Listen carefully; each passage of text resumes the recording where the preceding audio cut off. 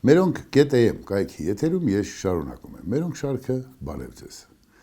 Մեր ծրագրի գործընկերը Fast Bank-ն է, շնորհակալություն Fast Bank-ից, վստահություն ամեն ինչում ինչպես ասում են։ Եվ ես վստահաբար շարունակելու եմ զրուցել ներկայացնելով այն բարոյա հոգեբանական կամ անբարո մթնոլորտը, որ հաճախ արկա է մեզանում, հատկապես երբ մոտենում են ընտրությունները։ Այսօր կխոսենք էլի հերթական սրբազան պատարագից, որ պատրաստվում է Նիկոլ Փաշինյանը անցկացնել չգիտեմ որտեղ, կխոսենք այն մարդկանցից, առանց անունները տալու, դուք բոլորը գիտեք, ովքեր շատ խիստ զարմանում են Նիկոլ ընտրող անբարոյականների վրա, լինելով աշխարհի ամենաանբարոները եւ այսպես շարունակ։ Սկսենք Բաքու գնացած հասարակական կազմակերպություններից։ Մի վայնասուն, մի որնոց, աման սրանք Բաքու գնացին, այդ նույն հասարակական կազմակերպությունները եւ շատ ընդդիմադիրները այսօր որ կան, ովքեր թութքից տարապողի պես իրենց համարժեք տեղը պատարոտում են, այդ մարդիկ Վրաստանում, Թուրքիայում, Բաքվի իրենց կարգի հասարակական կազմակերպությունների հետ հանդիպումներ են ունեցել տարիներ շարունակ։ Հիմի իրավիճակ է փոխվել, ասենք թե մերոնք գնացել են Բաքու, նախ նրանք եկան Երևան, հետո մերոնք գնացին Բաքու։ Այս երևույթի ամենածանր տեղը, որ մենք ժամանակին հեռատես չեղանք, որ մեր երկիրը ղեկավարեցին մարդանման արարածները, ովքեր հայրենիք չունեին, փողաշխատող տղերքը։ Այնպես չի, որ Նիկոլը սրբազան է, չէ, ես ի նկատի ունեմ,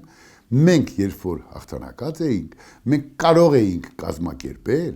եւ ինչպես թուրքերն են իրենց այն հայտնի կենցանու տեղ դրած ասում, մենք բան, ընկերություն, ախպերություն, այլևս բան չենք ուզում, մենք էլ պիտի ասեինք, բան չենք ուզում, էլ ենք ձեզ հետ տալու։ Արցախը իր կարգավիճակը պիտի ունենա։ Մի բարձ օրինակ կա, Կատարով կա Հադրութում, Կատարով։ Այդ սրբատեղին, այդ սրբավայրը Սարի Գագաթին համարժեք արժեք է ունեցել ադրբեջանցիքի, պարսիկների եւ հայերի համար։ Գտնվել է Հադրութում։ Պատկերացնում եք։ Ուրեմն այդ պատերազմը, որ այդպես մենք այն ժամանակ կարողացանք սահմանը գծել, ասել, որ այո, այս մեր տարածքն է եւ այլն, այդ ժամանակից սկսած պետք էր մտածել, որ ովքեր ուզում են տարին մեկ, այ հարգելի ադրբեջանցի, պարսիկներ, սա չէ որ մեր բոլորի սրբավայրն է եղել։ Եկեք այդ օրը մի միջանցք բացենք, եկեք։ Այսինքն այն որ ծեծելուց հետո ասում են դե միամիտ կպավ, մենք պիտի անենք, մենք չարեցինք, հիմա իրենք են անում։ Իհարկե վիրավորական է։ Երբ մեր սար ու ձորերի տեր տղերքը, ովքեր այդ ամբողջը գծեցին, հանկարծ այսօր հայտնվեցին լուսանցքում, այլևս չկա, որովհետև մի քանի անասուն պիտի իրենց լակոտներին միլիարդատեր սարքեին։ Պիտի Toyota-ներ ներկրեին, պիտի AP անեին, պիտի բջջային հեռախոսի մոնոպոլիա ունենային, պիտի եւ այսպես շարունակ։ Ու հիմա երբ այդ ամբողջը կորցրել ենք, այդ նույն մարդիկ ում մեղքով մենք դա կորցրել ենք, այսօր ասում են որ Էս ինչ թուրք եք դուք, արա, այսօր եք գնացել ալակոտներ։ Պարկես չի, այնուամենայնիվ հարաբերությունների հաստատման ինչ-որ ընթացք պիտի ունենանք։ Այստեղ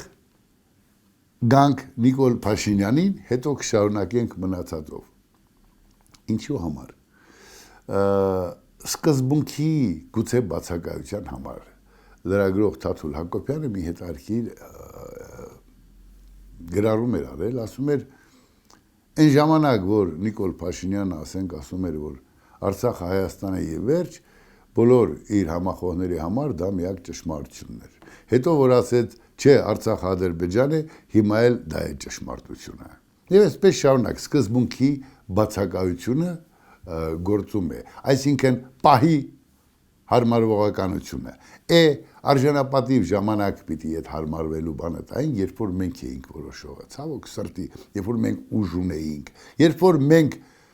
հաղթած էինք, աշխարհի ականջը ժամանակ պիտի լցվեր, սխալվեցին, այդ սխալը ինչ արժեցավ մեր վրա, արդեն պարզ է։ Սխալն եկավ այն գլխից, երբ ասացի, մարդիկ բջջային հեռախոսների SCN-ի անգամ Toyota մեքենայի անվադողը դու չէիր կարող ներկրել, գլխիդ կքաշեին։ Մոռացել են որոշները, թե ինչ են արել եւ ինչպես են նպաստել այս կեղտոտ ու բարդ իրավիճակի կայացմանը։ Մի քիչ դառը թեմաներ են, բայց ասեմ, ուրեմն որոշ լրագրողներ, խմբագիրներ, այսօր մի օթոթ-փոթոթ գալով, մի գրում են, մի խունջիկ անելով, ովքեր կընտրեն Նիկոլ Փաշինյանին։ Բոլոր նրանք, ովքեր վախկոտ են,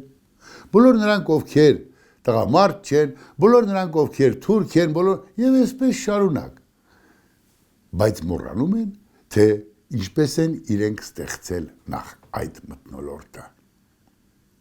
Այդ մթնոլորտ ստեղծած մարդիկ, այդ անբարո մթնոլորտ ստեղծած մարդիկ հանկարծ այսօր դարձել են խիստ հայրենասեր ու խոսում են բարոյականությունից։ Ստիպած մի քանի տարի հետ պիտի գնամ հերթով պատմեմ մի քանի պատմություն, շատ հետաքրքիր է, ասեմ դες։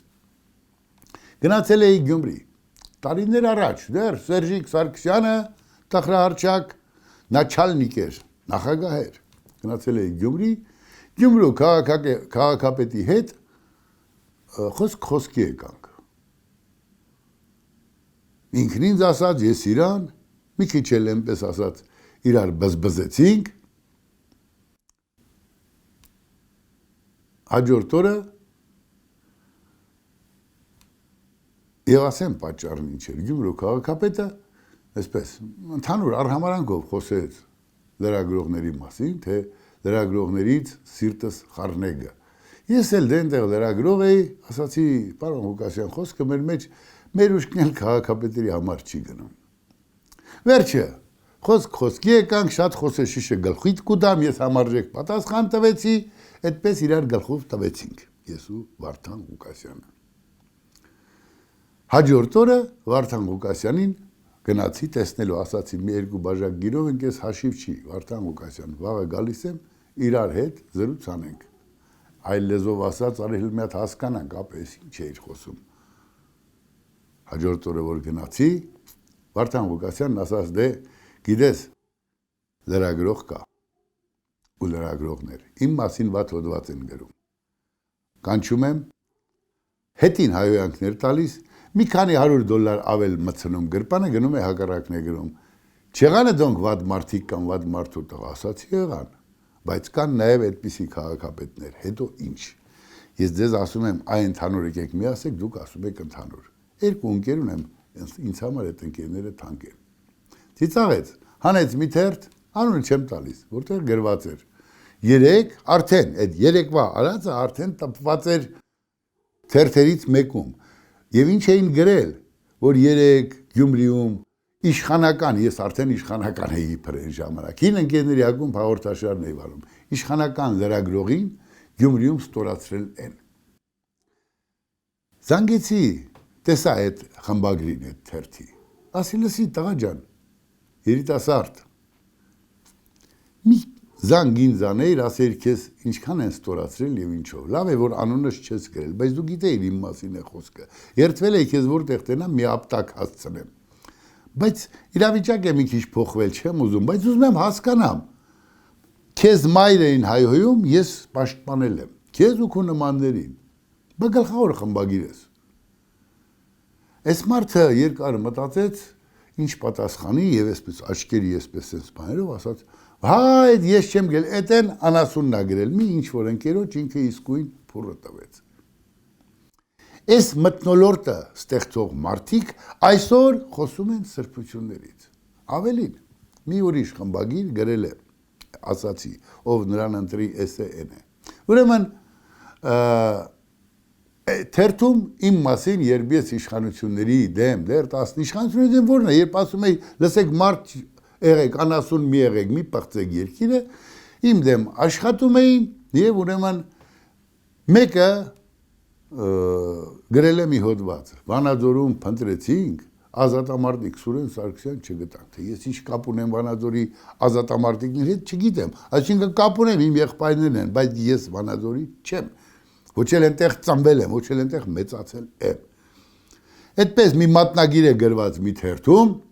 զանգում եմ այդ թերթի խմբագրին։ Հա, մի գեներալ կար չկայացած, Հադրութում գեներալ եղավ, իդեպ ասում են այն ժամանակ 22-23 տանկ ունեին Հադրութում, այդ մարդը հենց դարձավ Հադրութի հրամանատար, այդ գեներալչիկ կոչվածը։ 18 տանկ խփեցին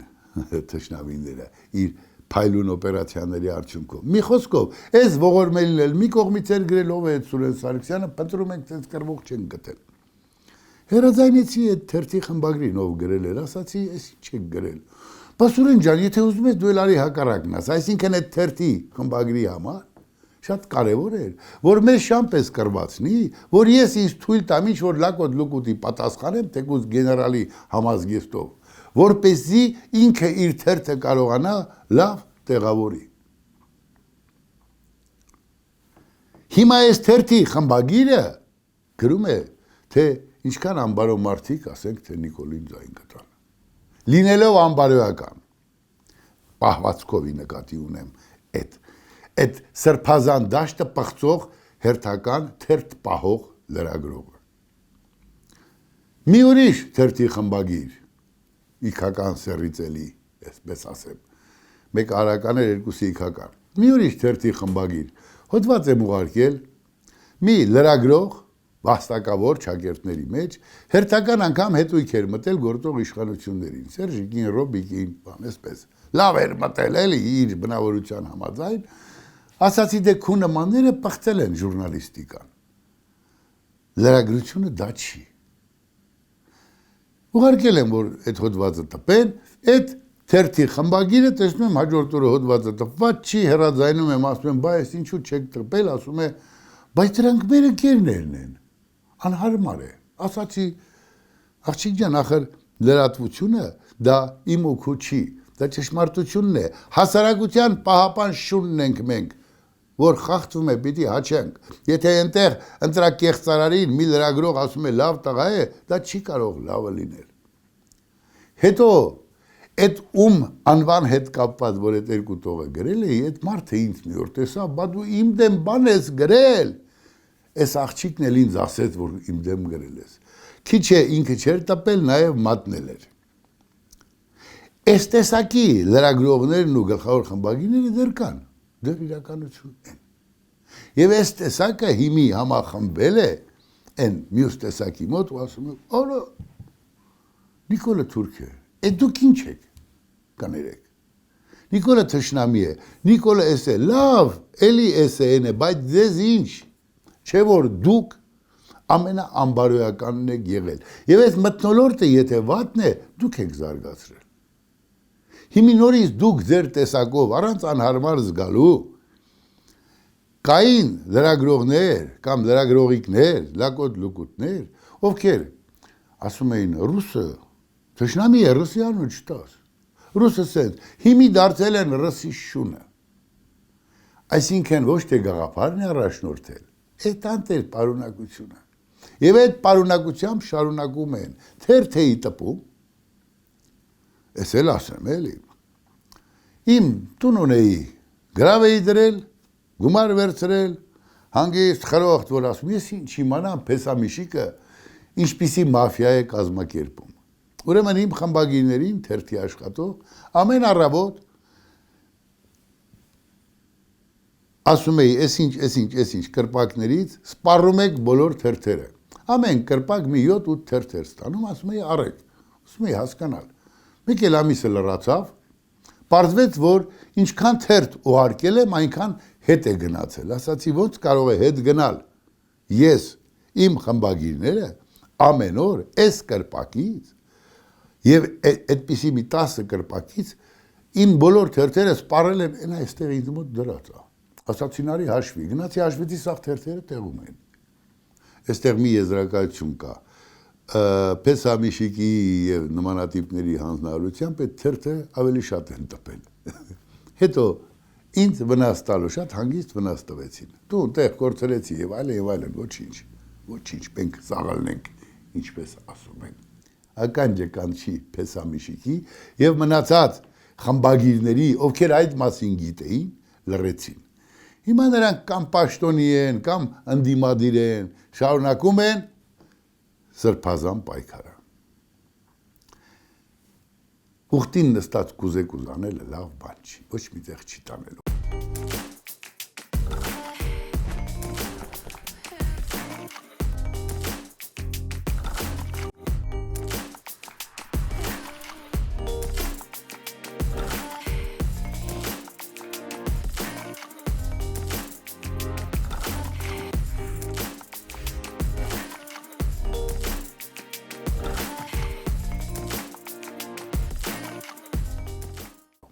Ավելին ասեմ, հիմա գանք Նիկոլ Փաշինյանի հերթական սրբազան պատարագին։ Լսեցի ոնց որ թե Բալթյան երկրների, չգիտեմ, թեմի սրբազանը պիտի գա եւ Նիկոլ Փաշինյանը այդ սրբազանի սուրբ պատարագին պիտի մասնակցի։ Այդ սրբազանը, երբ որ վիրահայոց թեմի սրբազանն էր, Նիկոլի ասած մի քանիսին դոմփեց։ Հա։ Եվ ընդեղից պաշտոնը բարձրացին, որ գնա Պրիբալտիկայում դոմփի, կներեք։ Հիմա եթե այդ սրբազանի պատարագը Նիկոլ Փաշինյանը պիտի ընդունի ու գնա այնտեղ ծնկի գա, էլ այդ դեպքում կտրիչին, ինչի եք անում։ Ինչ տարբերություն։ Նա լավ չի դոմփում, նա լավ է դոմփում, երկուսն էլ դոմփում են։ Եթե ուզում եք բան փոխեք, եկեք մաքուրներով փոխենք։ Եթե չպիտի փոխեք, եթե ընդամենը նպատակ է մի անտեր կտրիչին հանել, ռադանել, բերել մի ուրիշ կտրիչ, կոպեկ չարժե։ Կամ գտեք մաքուր մարդկանց, կամ ճշտեք այդ սրբազանը իրոք Թբիլիսիում ինչքան է դոմփել, քանի տուն եք հանդել։ Վրաստանից ներկայացուցիչ կա, մեկ գնում գալիս է, մեծ իրեն հարցրեք։ Կարող է ինքը տեղյակ է այդ սրբազանը ինչ է արել Վրաստանում, Թբիլիսիում։ Ում է արել։ Ու հանկարծ այդ սրբազանը հիմա պիտի գա, սուրբ պատարագ մատուցի, Փաշինյան Նիկոլն էլ գնա այդ պատարագին։ Ես դրա չարն եմ։ Եթե ես չար եմ, մի երկուսը ասում են մաղ ձեզ թափում չէ, ես ուզում եմ մի կեղտը մյուս կեղտով չփոխեք։ Եթե պիտի փոխենք, կոպեկ չարժե։ Եթե պիտի կտրիչին գա փոխի մի ուրիշ սրբազան, որը օրը 8 տեղ դոմփում է, իմ ինչին է պետք է սրբազանը։ Փաշինյան Նիկոլի խնդիրը պիտի լինի, եւ այս երկրի կակեբեի ես ենտենան ով ինչքան է, ինչացույա։ Մաքուրներին բերեք։ Թե դոմփողները վրաս հեշտ համաձայնվում են։ Ու եւ ձեզ էլ ձեռ է տալիս։ Կարևոր չի եկավ զռած, ասենց մենք էլ խաչը պաչեցին գնաց։ Այս տեսակով ուր ենք գնում։ Ինչ եմ սա պատմում, չխաբվեք։ Ամեն պսպղուն բան չի, որ ոսկի է։ Պսպղացողներին պետք չի խաբվել։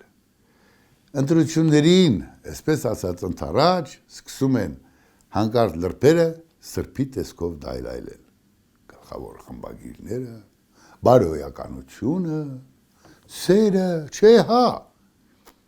Հայրենիքի նկատմամբ եւ այլն, ոչինչ, ոչ մի սուրբ բան ժամանակին չթողեցիք։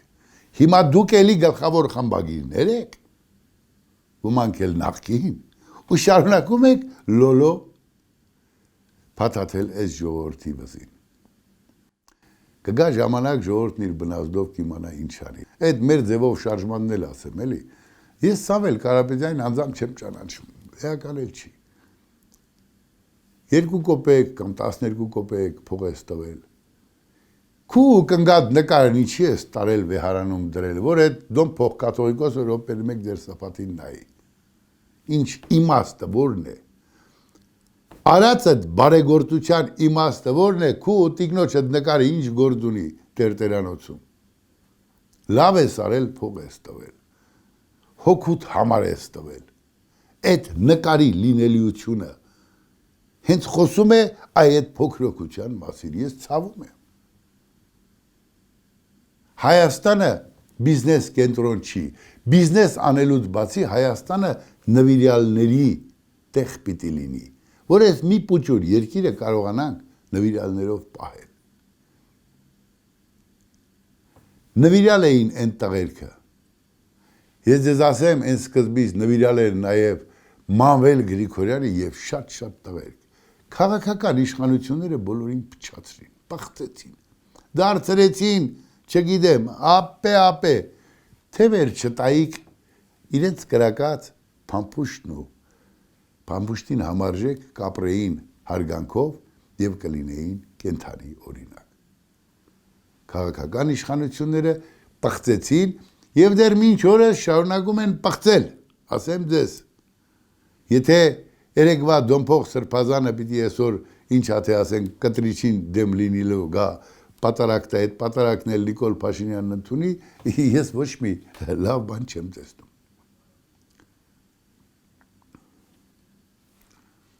Դառնե իրականությունը, բայց էս էլ կանցնի, հանց երազում, թասդ բեր։ Կհանդիպենք, առողջ կացեք։